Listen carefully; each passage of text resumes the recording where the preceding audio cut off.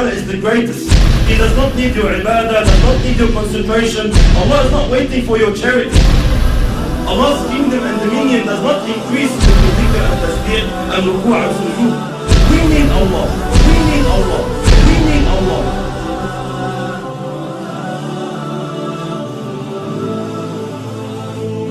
The issue of salat, the problem that we are facing with salat is that salat has to do with spirituality. It has to do with feelings that come through your heart and thoughts that come through your mind. A successful Muslim, like Allah subhanahu wa ta'ala says, قَدْ أَفْلَحَ الْمُؤْمِنُونَ الَّذِينَ هُمْ فِي صَلَاتِهِمْ خَاشِعُونَ. Verily the believers are successful, they are the ones who have khushu' in the salat. They pray properly, they stand before Allah subhanahu wa ta'ala properly. A crucial step, a crucial cornerstone in achieving this target is to know who you're standing in front of. Who are you speaking to? Which words are you reading? These feelings, this set of feelings, they have to come through your heart, and the more they take you on, the more they are in your heart, the better your salat is. And the weaker these thoughts and feelings come through your heart, the weaker your prayer is. Most of us, my brothers and sisters, when we stand in our salat, we are daydreaming. That's the honest truth. 90% of us, we're daydreaming in our salat. We're not even thinking of what we are supposed to think about. The thought of thinking of something doesn't exist. Why? Because the intention is not there, the strength is not there, the understanding is not there. This is why briefly, inshallah, what feelings, what emotions must come through our hearts standing before Allah subhanahu wa ta'ala? How can we assist?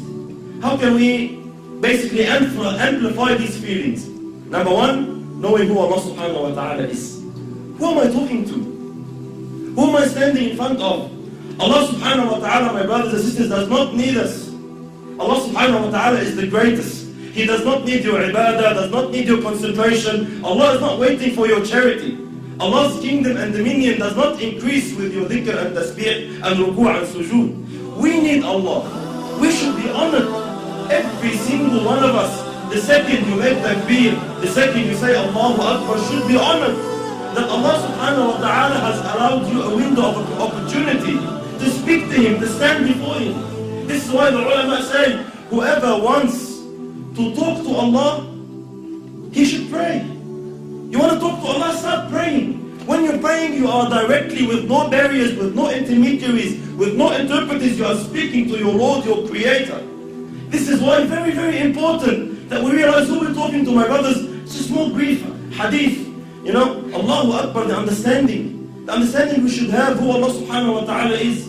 Muhammad sallallahu alayhi wa sallam says in the authentic hadith, أَطَّتِ السَّمَاء وَحُقَّ لَهَا أَنْ طَئِتْ. The heavens have squeaked. You know, when you jump on a horse or a camel, the saddle makes a squeaky noise from the weight. أَطَّتِ السَّمَاء وَحُقَّ لَهَا أَنْ طَئِتْ. The heavens have squeaked, and they have a right to squeak. مَا فِيهَا مَوْضَعَ أَرْبَعَ أَصَابِعَ. Our Prophet is saying, our teacher is saying, sallallahu alayhi wa sallam, there's no space of 4 fingers in all this universe. إِلَّا وَمَلَكٌ سَاجِدٌ لِلَّهِ تَعَالَى. Except that there is an angel who has prostrated his head before Allah subhanahu wa ta'ala.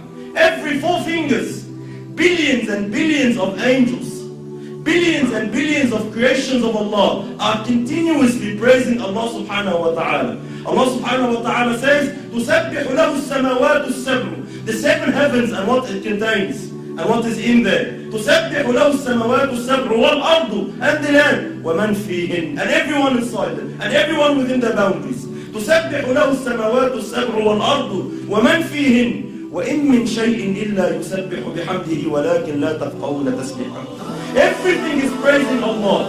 Rock, land, tree, whatever it is praising Allah, glorifying Allah. وَلَكِنْ لَا تَفْقَهُونَ تَسْبِيحَهُ إِنَّهُ كَانَ حَلِيمًا غَفُورًا. But you don't understand, you don't comprehend the praise, you can't hear the praise. But everything is praising Allah. Allah is not in need of you. Allah is not in need of you standing, feeling obliged like most of us. Why do we pray? Majority of us, my brothers, we pray to offload the obligation. Alhamdulillah, I finished my salat. If you come and stand before Allah with this intention, are you unaware that Allah subhanahu wa ta'ala knows exactly what is going through your heart at that stage? When you come and say, I just want to get dhuhr over and done with. These feelings that come to us, we don't say them in public. No one can say, Allah, let's pray. No one says that. No one says to his man, get over and done with, khalas. We say, let's go pray. Over in my heart, Allah, please, let's go over and done with. This feeling that I'm praying just to offload the burden of salat is not the right feeling you should have. You should be honored, my brothers and sisters, wallahi, in issues of dunya. When we deal in our dunya here, with human beings like us, wallahi, subhanallah, if you stand in front of someone you're afraid of, like a judge in court, or a bully of some sort in Auburn, or a president, a prime minister, an ASIO agent, whoever you stand in front of, what happens to you naturally, without no motivation, without no one to have to give you a 7-step course on how to fear him? Naturally speaking, subhanallah, your heart starts pounding. You feel something. When you stand in front of the judge and he's about to announce the decision whether you'll cop 15 years in jail or not, your heart starts pounding naturally. No one needs to give you a course. Why? Because we are aware who this person is. I know who he is. I know what authority he has. I know what he can do. I know what he can decide now. He can wreck my life. And because I know this, naturally the feeling, the emotion comes naturally. The problem is when we deal with Allah, these feelings do not exist. You stand before Allah and you're daydreaming. We all know Allah knows what's in your heart.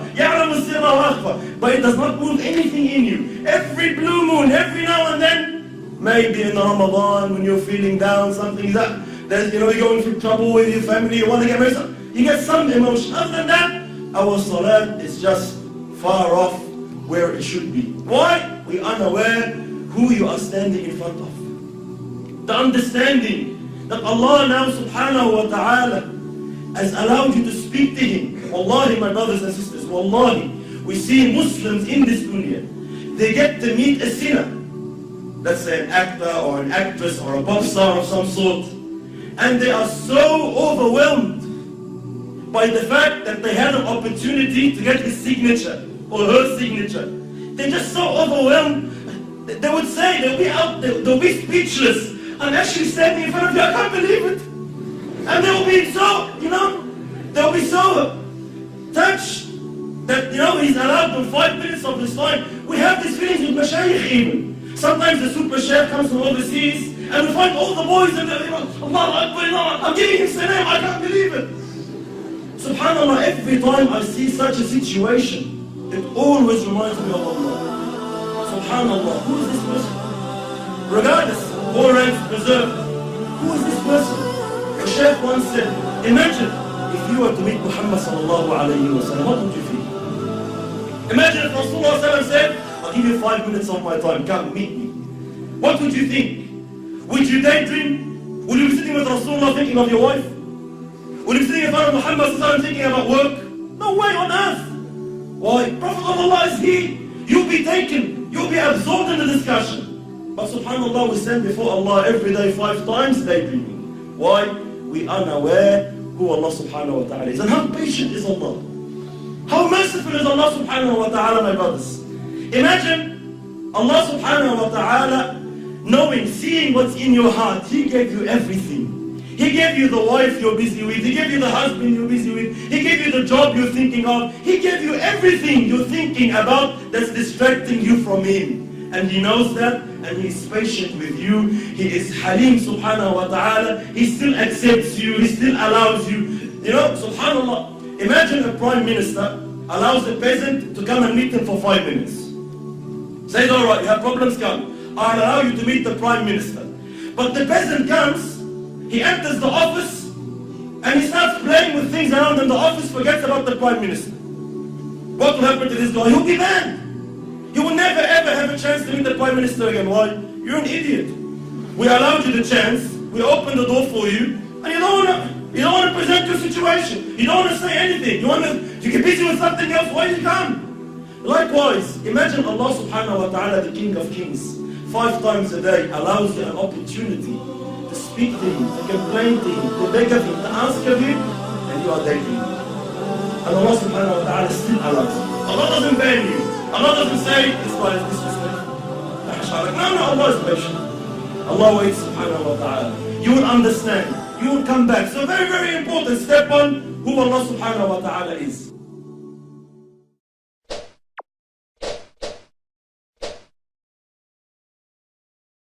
La ilaha illallah Muhammadur Rasulullah. There's no God but Allah. La ilaha illallah Muhammad al-Mustafa. Muhammad is his messenger.